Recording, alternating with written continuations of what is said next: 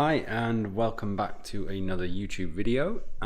Today I want to talk about the habit of pain and why that matters if you suffer from chronic back pain. So what do I mean by the habit of pain?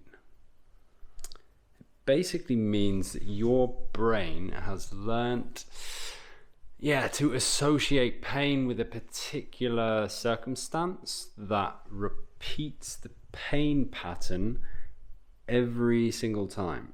So for example, it's quite common in mind-body pain conditions to experience pain at particular points of time. So for instance, your pain could be worse in the morning.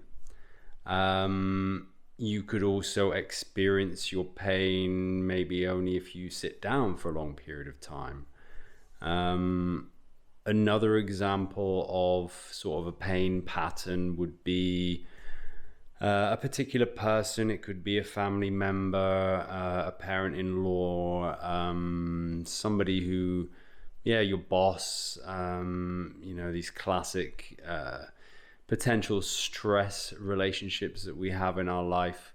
For instance, you could get a flare-up every time you sort of imagine being with or talking to a particular person. This is a sign, essentially, you could have what they call now neuroplastic pain. So neuroplastic pain is essentially translated as learnt pain. So the neuro side of that, the neuroplastic, is our brain and our brain's ability to learn and create patterns and habits of behavior, ways of being, etc. And if this happens to be the case, then there's also a good chance you can unlearn your pain. So how do you do that, I guess, would be another question. There are a few methods that you can try. There's a fair amount of research that has been done on this as well. And I've also alluded to some of this in my previous videos. So if you're interested to learn a little bit more about how you can get started with sort of healing and recovering from a chronic back pain condition, then feel free to check the other videos out too. And I guess mainly because one of the first points that is important is education. Now, mind-body pain is fairly new, I suppose, within the realm of understanding chronic pain conditions. I can't really emphasize enough that the more you understand about neuroplastic pain and mind-body connections that can cause pain, deep emotions and other things that I've discussed, the better equipped you are to actually deal with the problem, because you can intellectually make sense of something that previously you've never been shown, you've never been taught. So how would you know? So first step, education. As simple as Googling neuroplastic pain. There'll be enough information from there to follow the thread, I suppose.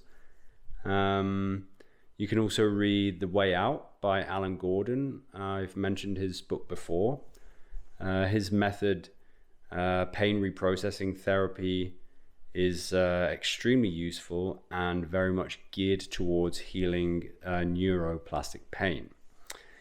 So that leads nicely to the next one, which is a method that he came up with, Alan Gordon, called Somatic Tracking.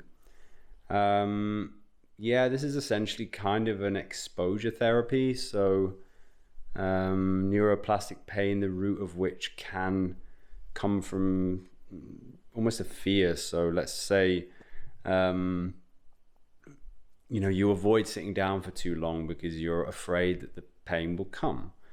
So you've got that predictive pattern that the pain will come when you sit down, and then you become filled with a bit of anxiety. You could imagine pain, let's say if you're sitting down for half an hour and that's like the time that your pain comes on. you could work with that almost, like I said, exposure therapy. So slowly, I don't know, going to the minute 35, for instance. If 30 minutes is your cutoff, sit down for another, you could even go another 2 or 3 minutes to start slowly. It can be difficult to do this stuff on your own. So again, do a bit of research, read some books, and follow the experts, basically. Another element I can suggest, which I'll most likely repeat in the majority of my my videos, is journaling. Chronic pain, chronic back pain, especially, the research is quite good when it comes to the sort of psychosocial aspects that can impact our pain, emotions, repression, and all that good stuff. So how do we move forward from that? We find a space to express our emotions. If you want to do that alone, doing it by journaling is a great start. 20-30 minutes a day, just with the focus on expressing emotions. So unfiltered, non-judgmental. What else is feeding the fear of what else is driving the agitations within your body? So that's another point. And finally, getting professional help. So there's certainly no shame in going to a therapist or going to a counselor or hiring a coach and getting some support, because this work can be hard. It can be really difficult to get started.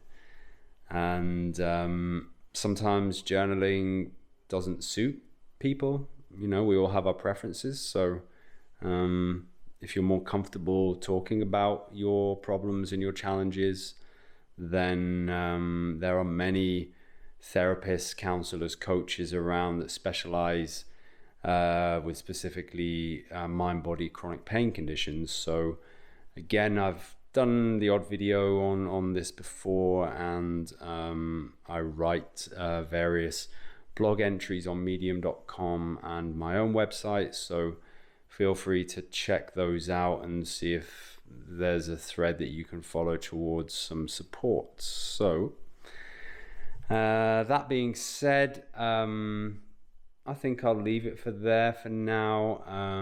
If you would like some more support, feel free to reach out if you have any questions. I coach people in this area and can help with sort of information gathering, education. You can book a free call on my website if you want to, just to have a chat to see whether it's something that would work for you. So again, I wish you good luck in your journey.